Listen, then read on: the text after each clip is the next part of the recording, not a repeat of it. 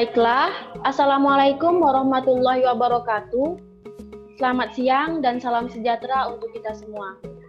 Baiklah, perkenalkan kami dari kelompok 1 pada mata kuliah pengembangan proses pembelajaran kimia pada materi karakteristik materi kimia. Nah, kelompok pertama ini terdiri dari Nadia Kotrul Nada Toiri dengan NIM 073, yaitu saya sendiri, dan juga kelompok yang kedua ada Joni Erwin Situmorang dengan NIM 98.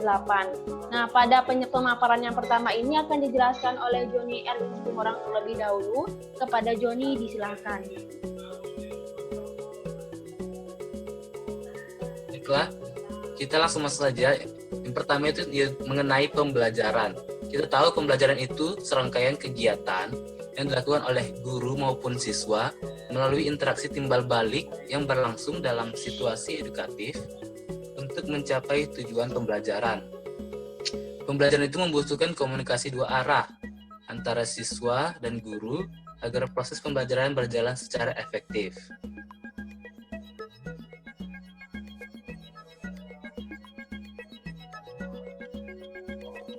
Ya, kita masuk ke pembelajaran kimia.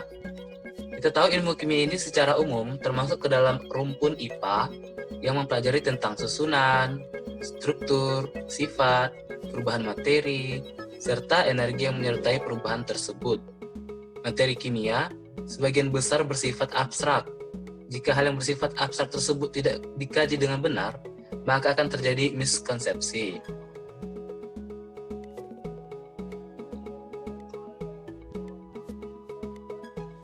Ya, adapun karakteristik materi kimia yaitu yang pertama kimia sebagai produk, yang kedua kimia sebagai proses, dan yang ketiga kimia sebagai sikap.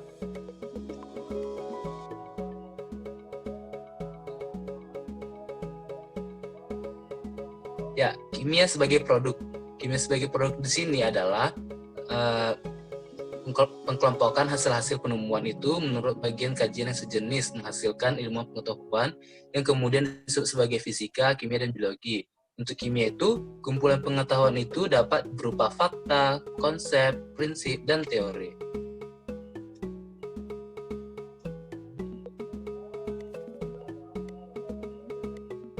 Yang pertama, kita masuk ke fakta. Fakta yaitu hasil pengamatan yang objektif dan dapat dilakukan verifikasi oleh siapapun. Di sini, fakta itu keadaan atau kenyataan yang sesungguhnya dari segala peristiwa yang terjadi di alam. Fakta itu dasar bagi konsep, prinsip, hukum, maupun teori. Sebaliknya, kita juga dapat menyatakan bahwa konsep, prinsip, hukum, dan teori adalah untuk menjelaskan dan memahami fakta. Kemudian yang kedua itu adalah prinsip. Prinsip di sini mengandung hukum kausalitas ataupun hubungan sebab akibat. Di sini prinsip merupakan asas kebenaran yang menjadi pokok dasar orang berpikir, bertindak, dan sebagainya. Prinsip adalah suatu pernyataan fundamental ataupun kebenaran umum maupun individual yang dijadikan oleh seseorang ataupun kelompok sebagai sebuah pedoman untuk berpikir atau bertindak. Contohnya itu misalnya prinsip titrasi. Kita tahu titrasi itu disebut juga volumetri, yang itu merupakan metode analisis kimia yang cepat, akurat, dan sering digunakan untuk menentukan kadar suatu unsur ataupun senyawa dalam larutan, di mana proses titrasi bergantung pada jumlah titran dan titrat yang digunakan. Selanjutnya konsep yang akan dijelaskan oleh Nadia. Nah, kita lanjut ke konsep. Yang pertama itu konsep konkret. Konsep konkret ini konsep yang atribut kritis dan atribut variabel dapat diidentifikasi. Hal itu akan menyebabkan dia relatif mudah untuk kita mengerti. Kemudian konsep abstrak. Konsep yang atribut kritis dan atribut variabelnya sukar dimengerti dan sukar dianalisis. Kemudian yang ketiga, konsep abstrak dan contoh dengan contoh konkret. Nah, konsep abstrak dengan contoh konkret, konsepnya mudah dikenali, namun mengandung atribut yang sukar untuk dimengerti. Kemudian ada konsep berdasarkan prinsip. Nah, memerlukan prinsip-prinsip pengetahuan untuk menggunakan dan membedakan contoh dan yang non-contoh. Kemudian, konsep yang menyatakan simbol. Konsep yang mengandung representasi simbolik berlandaskan berlandaskan aturan tertentu. Jadi dia memiliki aturan-aturan tertentu yang perlu untuk diterapkan. Kemudian konsep yang menyatakan nama proses, konsep yang menunjukkan terjadinya suatu tingkah laku tertentu. Kemudian konsep yang menyatakan sifat dan nama atribut, atribut atau ciri-ciri suatu objek. Kemudian konsep yang menyatakan atribut, ukuran atribut berupa suatu ukuran untuk atribut. Nah, ini prosedur. Prosedur ini sering kita jumpai pada pembelajaran-pembelajaran kimia.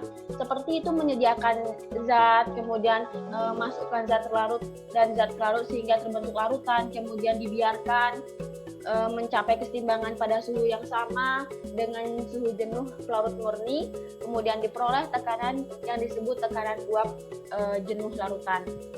Kemudian kita masuk di kimia sebagai proses. Nah, pada kimia sebagai proses memberikan gambaran mengenai bagaimana para ilmuwan bekerja melakukan penemuan-penemuan. Jadi IPA sebagai proses memberikan gambaran mengenai pendekatan yang digunakan untuk menyusun pengetahuan.